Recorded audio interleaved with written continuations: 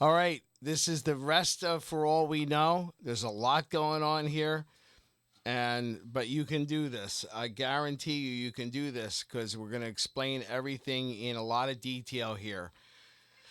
Starting with the very last lyric that you got last week, which is right here, where you just sing the last line here, For All We Know. And you left off on this chord right here, the F sharp minor, the For All We Know. This is the last thing that you played. The C sharp over F. For all we know. Right? So that's the last thing you played, the F sharp minor. Now, this is where it gets a lot of fun because now it's just, it's all piano. It becomes very kind of like orchestral sounding. It'll sound like a concerto, like almost like I don't know. You're gonna kind of Liberace it a little bit, but it becomes kind of schmaltzy, and it's really what it is. When things kind of sound big, and that kind of like huge piano stuff that you associate with the concerto kind of piano, it's really kind of just big. It's just big playing, and it's schmaltzy because you're moving and you're playing big. There's that song. I think it's based on a Tchaikovsky piece that goes da da da ba ba ba ba ba ba ba ba, and I think it was made into like a popular piece of music called "Tonight We Love" or something. That's right, it is. Tonight Yes, we love. yes, right. If I'm not mistaken. So the piano kind of goes like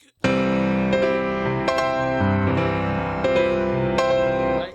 That sounds so big, Yes, right? it does. But really, it's just octaves. It's just chords. It's just Mm-hmm. like a C chord.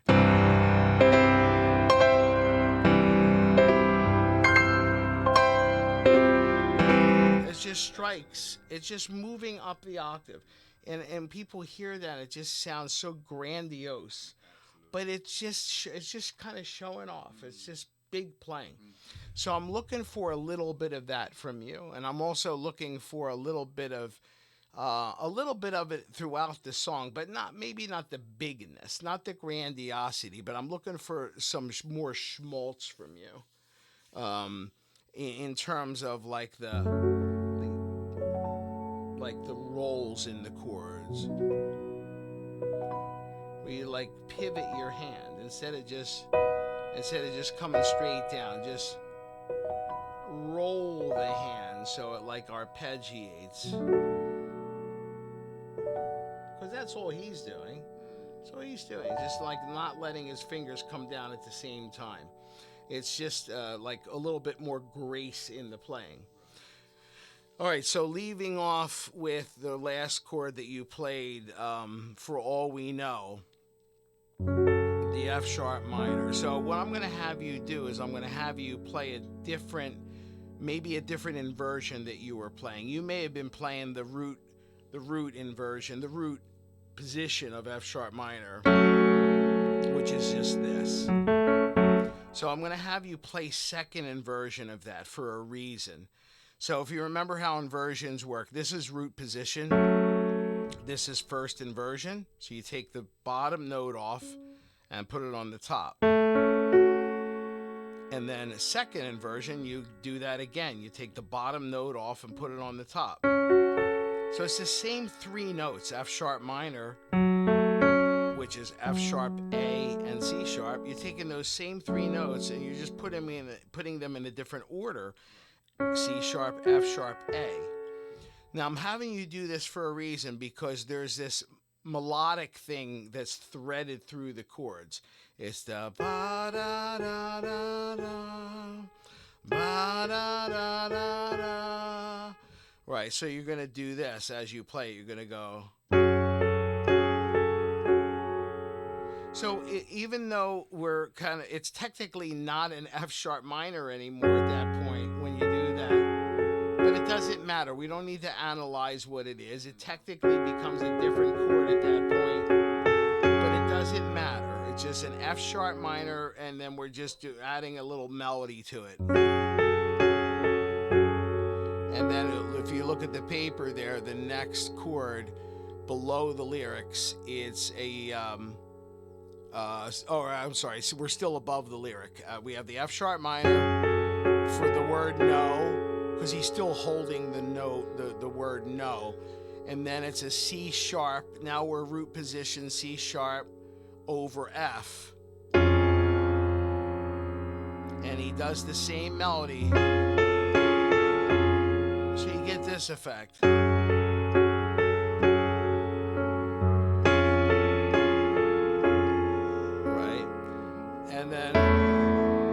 at this point, you could abandon the, but you could do the vocalizations, whatever you want to do over that. He does this like,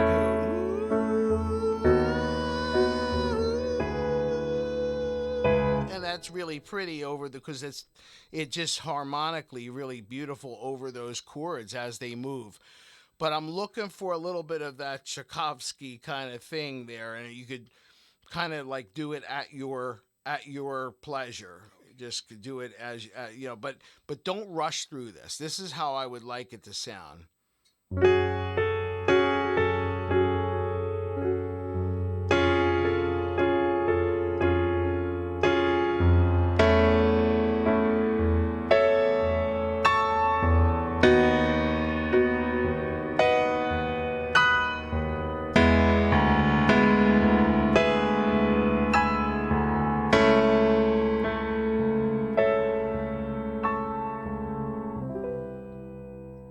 C major seventh is just such beautiful closure to that. It really is gorgeous. So C major seventh, and we're going to make another video when I'm finished this. It's going to kind of refresh your memory on how to build chords.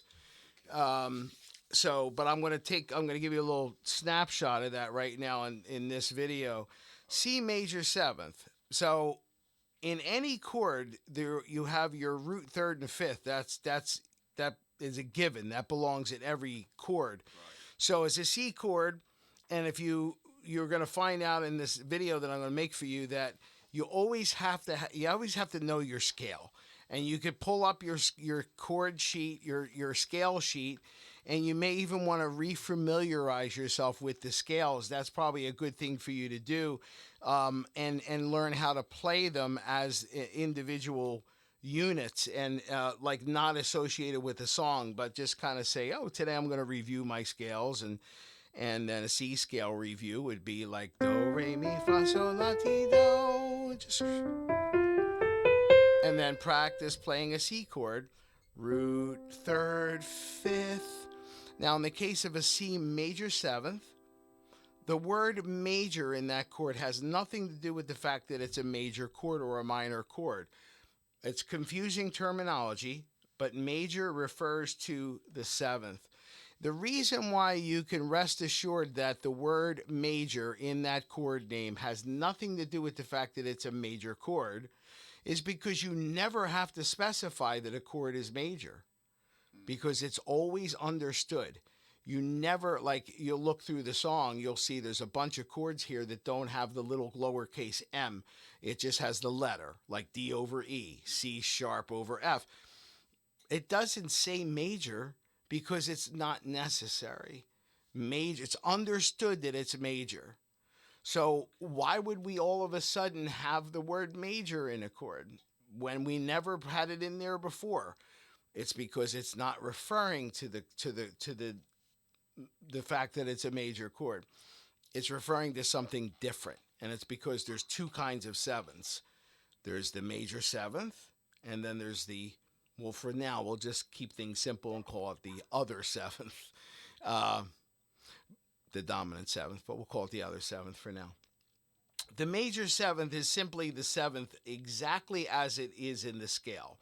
C, D, E, F, G, A, B, do, re, mi, fa, sol, la, ti. The seventh scale degree is the major seventh. And in a C scale, it's a B. 1, 2, 3, 4, 5, 6, 7. So a C major seventh chord is simply root third, fifth, seventh. So there's that magical chord in For All We Know. That's the chord that ends the song until it goes to this beautiful outro, which we're about to get to right now. So I'm just going to review this with you before we do the outro. New inversion of F sharp minor, or I'll take it from the C sharp over F. For all we know.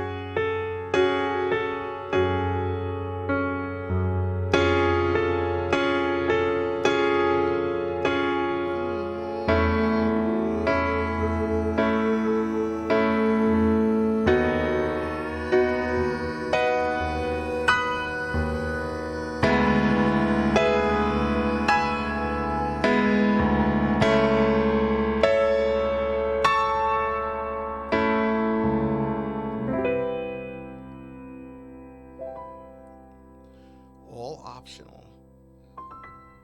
Milk it. Schmaltz it up.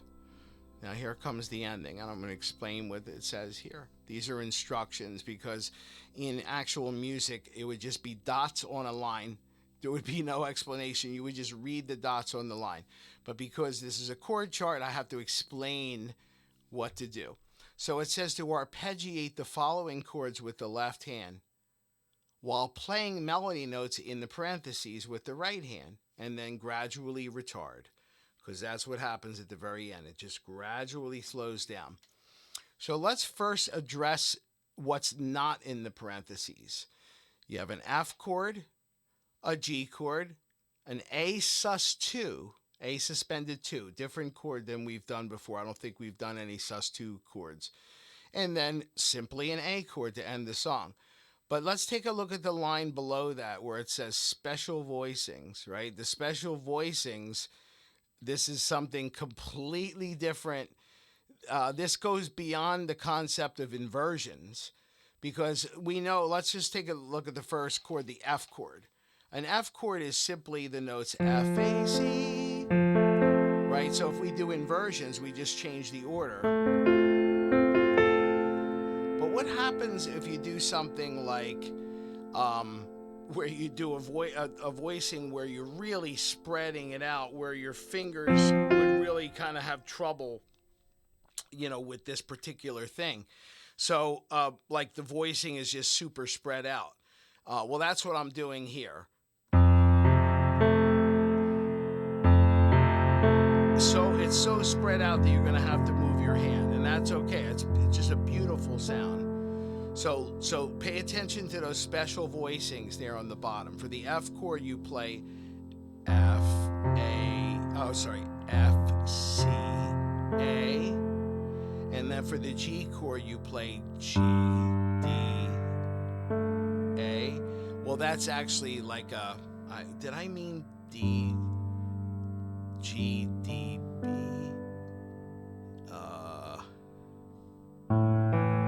I think I meant G, D. Did I? Yeah, I meant, let me correct it here. I meant G, D. Oh, I just played it wrong. I wrote it right. Okay. F, C, A, G, D, B, and then A sus2. I'll give you a quick explanation as to what an A sus2 is. So here's an A chord. A sus4 you're familiar with. You would just take the third, you end up suspending it like suspending a kid from school. You toss it out of school. So that's what you're doing. You're suspending the third, and the fourth is being added. That's what a sus4 chord is. So really it's like confusing terminology, but chord names are always abbreviations, so that they're easy to read quickly. So A suspended, meaning that you toss the third, and then you add the fourth. So an A suspended 2 is you suspend the third again, but you add the 2 instead of the fourth. So that's what an A sus2 sounds like. And literally, it's the second scale degree, right? Do, re, mi, fa, sol, la, ti, do. There's your A scale. It's just the do, mi, do, re, the two. All right. So, but it's a special voicing. So look at that line again. A, E, B. It's just being spread out.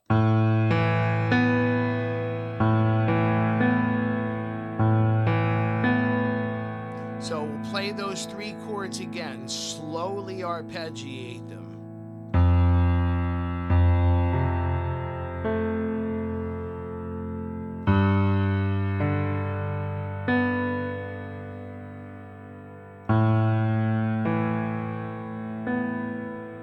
And then the last chord is just an A that you don't arpeggiate. You just kind of just play like, I would just play root and fifth, like just root and fifth.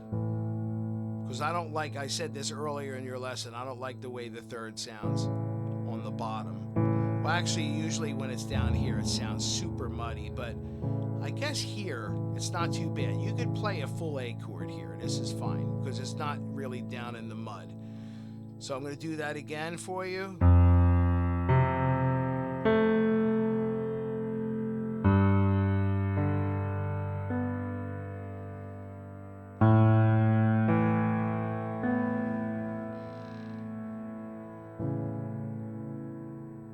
So that covers your left hand. Now, the right hand is really simple.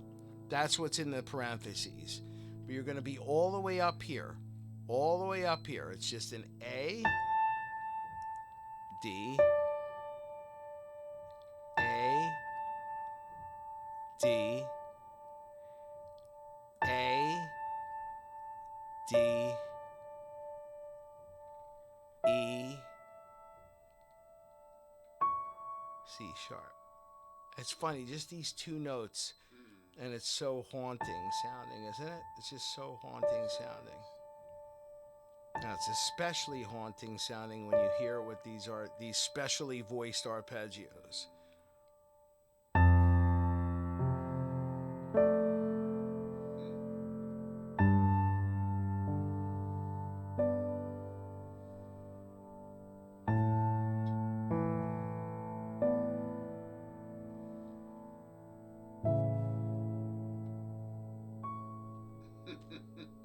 Isn't that nice? Just something that simple, and it's incredibly effective. It is. And what's that other instrument that comes Strings, yeah, just strings. There's probably like a full blown orchestra. So I think if I recall, there's like maybe some oboes in there too. Let's see. Strings like cellos. Yeah, those are just strings. Probably favoring more of the lower strings like the cellos and the violas playing playing that A right there. Just gorgeous. Now Donny Hathaway did a lot of stuff with Kenny Gamble, I think. Did he? I don't know if this was recorded at Philly International. It'd be worthwhile looking into. Yeah. But yeah, down in Philly, I don't know. It'd be interesting to find out. I'm gonna one more time. I'm gonna play everything we have so far, so you can get like a context of everything. Okay. All right. I'm gonna take it from the C sharp over F for all we know.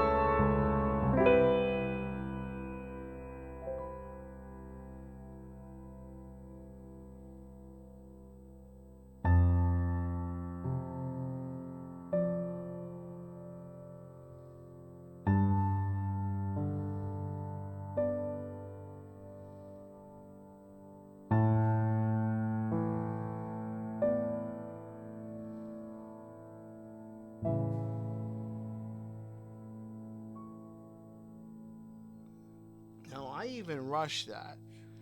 It goes slower. Like if you listen to the recording, it's really milked. Yes. And that's part like it really increases the emotion Absolutely. because it's played slowly. Right. So I want you to really think in those terms as you are playing this. This slower the better. It just really makes it a very emotional experience when it's almost like those pregnant pauses make it like the tension. There were several times that I thought the song was over, and then I looked at the bar and I'm like, wait, there's still 30 seconds. What's going on here? And then, but that's absolutely intentional. Yeah, I know. And it just leaves people and just, oh, it's like breathtaking. And that's a good producer right there. Yes. Yes, So, sir. anyway, that's it. So Okay. good luck with that. That's All the end of right. this video.